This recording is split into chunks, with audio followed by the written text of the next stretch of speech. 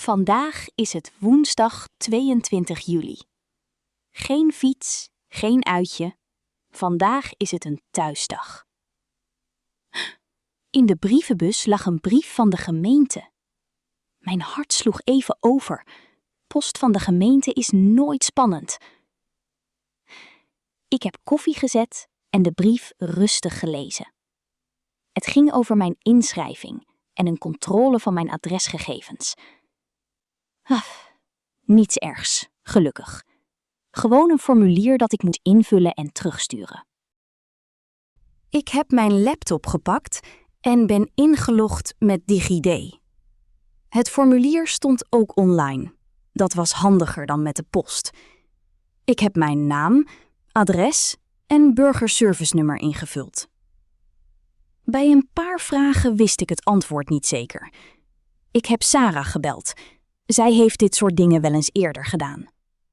Ze heeft me door het formulier geholpen, stap voor stap, terwijl ik alles hardop voorlas. Na het formulier heb ik ook nog andere post uitgezocht. Een rekening van de energie, reclame en een kaart van mijn tante uit Rotterdam. Ik hou van echte post. Een kaart is toch leuker dan een e-mail. Ik heb mijn tante meteen teruggeschreven. Een korte brief met nieuws over mijn vakantie en de kermis in Tilburg. Ik heb ook een foto van de windmolens erbij gedaan. 'S Middags heb ik alle papieren opgeruimd in een map. Belangrijk, minder belangrijk, weggooien. Ik vond zelfs nog een oude loonstrook van 2 jaar geleden. Helemaal vergeten.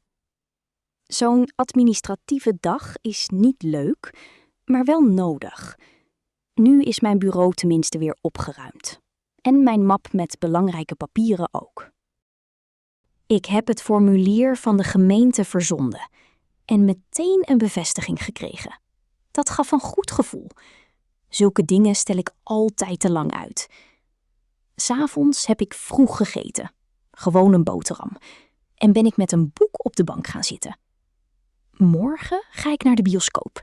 Een nieuwe film. Daar heb ik meer zin in dan in vandaag.